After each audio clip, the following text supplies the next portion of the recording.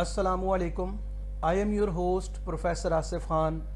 हैज़नेस channel पे macro economics के एक नए टॉपिक इन्फ्लेशन के साथ हाजिर खिदमत हूँ। इन्फ्लेशन वर्ड इन्फ्लेट से निकला है, जिसके डिक्शनरी मीनिंग होते हैं to grow, to rise, to increase, यानी बढ़ना, इजाफा होना या ज़्यादा होना के हैं।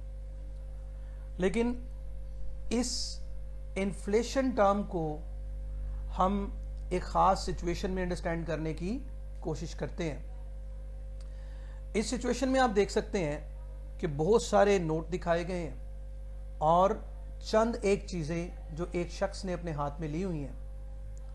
तो इस सिचुएशन को अंडरस्टैंड करते हुए इकोनॉमिस्ट इसको इन्फ्लेशन का नाम देते हैं।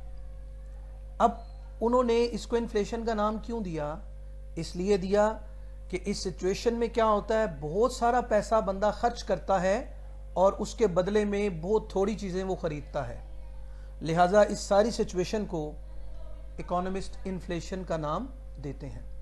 लिहाजा इसकी बड़ी खूबसूरत सी डेफिनेशन की गई है, जो कि कुछ यूं है, too much money chasing too few goods, यानी इतना ज़्यादा पैसा और उसके बदले में थोड़ी सी चीज़ें। लेकिन ये डेफिनेशन व्यूअर्स को 100% क्लैरिटी नहीं देती।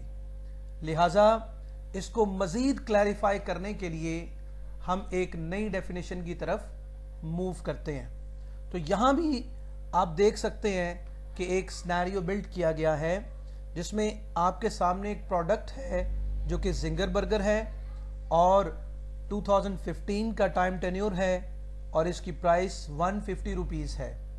और यही प्रोडक्ट जिंगर बर्गर 2020 के टेन्योर में 200 रुपीज़ की है। तो यहाँ से इकोनॉमिस्ट एक एनालिसिस देते हैं कि अगर with the passage of time goods की प्राइसेस इंक्रीज हो रही हैं, तो प्राइसेस के इस तरह इंक्रीज होने को वो इन्फ्लेशन का नाम देते हैं। लिहाजा इन्फ्लेशन की एक खूबसूरत डेफिनेशन आपके सामने है।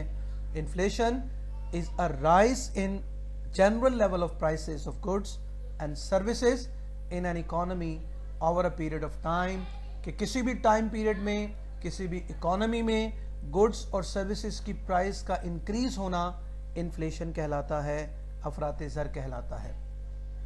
तो इन दोनों डेफिनेशंस को अगर हम इकट्ठा करें तो इन्फ्लेशन के जो मीनिंग हमें समझ आए वो ये हैं कि इन्फ्लेशन में क्या होता है कि प्राइसेस इंक्रीज हो जाती हैं। प्राइसेस इंक्रीज होने की वजह से क्या होता है, लोगों की परचेजिंग पावर कम हो जाती है। लोगों की परचेजिंग पावर कम होने की वजह से क्या होता है कि वो थोड़ी चीज़ें ज़्यादा पैसों से खरीदने के काबिल होते हैं। तो ये था मीनिंग ऑफ इन्फ्लेशन। अब हम टाइप्स ऑफ इन्फ्लेशन को डिस्कस करते हैं। तो टाइप्स ऑफ इन्फ्लेशन में सबसे पहली टाइप है इसकी डिमांड पुल इन्फ्लेशन, कि डिमांड के इंक्रीज होने से अगर इकोनॉमी में general level of prices increase हो जाती हैं तो इसको हम डिमांड पुल इन्फ्लेशन कहते हैं। आप जानते हैं कि डिमांड इनकम के बढ़ने, पॉपुलेशन के बढ़ने या कंजम्पशन पैटर्न के बढ़ने की वजह से इंक्रीज होती है। तो अगर इन फैक्टर्स के बढ़ने की वजह से डिमांड बढ़ जाए और उसकी वजह से प्राइस बढ़ जाए तो इसको डिमांड पुल इन्फ्लेशन कहते हैं। दूसरी टाइप जो है वो है कॉस्ट पुश इन्फ्लेशन। तो कॉस्ट पुश इन्फ्लेशन में क्या होता है, कॉस्ट ऑफ प्रोडक्शन बढ़ जाती है, यानी प्रोड्यूसर जो गुड्स प्रोड्यूस कर रहे होते हैं उसकी कॉस्ट ऑफ प्रोडक्शन बढ़ती है। तो कॉस्ट ऑफ प्रोडक्शन बढ़ने की वजह क्या है, cost of production oil prices के बढ़ने की वजह से हो सकती है, लेबर की वेजेस के इंक्रीज होने की वजह से हो सकती है, और टैक्स के बढ़ने की वजह से कॉस्ट इंक्रीज हो सकती है। तो अगर कॉस्ट इंक्रीज होने से प्राइस इंक्रीज होती है तो इसको कॉस्ट पुश इन्फ्लेशन का नाम जाता है। अब हम बात करते हैं कॉजेज ऑफ इन्फ्लेशन की। कॉजेज ऑफ इन्फ्लेशन के इन्फ्लेशन क्यों होती है, महंगाई क्यों होती है। तो इसकी डिमांड साइड को हम डिस्कस करते हैं, कंज्यूमर साइड को डिस्कस करते हैं कि कंज्यूमर की तरफ से डिमांड होती है और अगर डिमांड बढ़ेगी as compare to its supply तो ऑब्वियसली प्राइस इंक्रीज हो जाएगी। तो पहला पहली कॉज क्या है? पॉपुलेशन का इंक्रीज होना। अगर किसी कंट्री की population with the passage of time increase हो रही है तो ऑब्वियसली उनकी नीड्स भी इंक्रीज होंगी और वो ज़्यादा से ज़्यादा फूड आइटम्स और नॉन फूड आइटम्स की डिमांड को बढ़ा देंगे और उस वजह से प्राइसेस बढ़ जाएंगी। दूसरा है इनकम लेवल का इंक्रीज होना। तो आप जानते हैं कि जब इनकम थोड़ी होती है लोग अपनी बहुत सारी आइटम्स की डिमांड को इग्नोर कर देते हैं, लेकिन जो ही उनके पास पैसा ज़्यादा आता है तो वो उन आइटम्स को भी परचेज करना शुरू कर देते हैं जिनको वो कम इनकम की वजह से इग्नोर कर रहे थे। तो इस तरह ओवरऑल जो है वो डिमांड ऑफ गुड्स जो है वो इंक्रीज होती है, उसकी वजह से प्राइस इंक्रीज हो जाती है और इन्फ्लेशन हो जाता है। फिर उसके बाद है मनी सप्लाई का इंक्रीज होना। अगर सेंट्रल बैंक जो है वो ज़्यादा से ज़्यादा नोट प्रिंट करके इकोनॉमी के अंदर सर्कुलेशन में डाल रहा है तो इससे लोगों के पास पैसा ज़्यादा आता है। लोगों के पास जब पैसा ज़्यादा आएगा वो ज़्यादा खर्च करेंगे, डिमांड बढ़ेगी और इससे इन्फ्लेशन हो जाएगी। उसके बाद है रेट ऑफ इंटरेस्ट का कम होना।